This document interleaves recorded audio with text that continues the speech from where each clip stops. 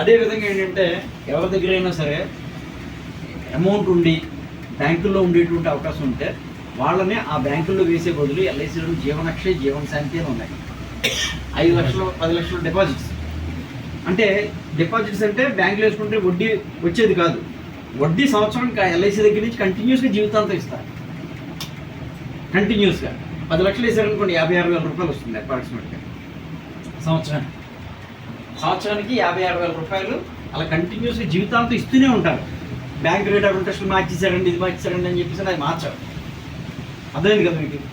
ఆ అవసరం ఎందుకు ఉండాలి అంటే కనుక ఇప్పుడు మనం ఏ బ్యాంకులో వేసుకున్నా సరే 3 ఏళ్ళకు 4 ఏళ్ళకి 5 ఏళ్ళకు తీసేయమంటారు. లేదు రేట్ ఆఫ్ ఇంట్రెస్ట్ తగ్గిపోయిందంటే తగ్గించిస్తూ ఉంటారు.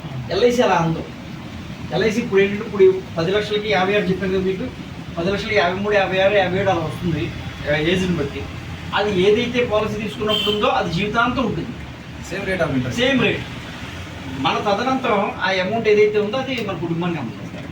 ఇలా ఉండేటువంటి ప్రాస్పెక్ట్స్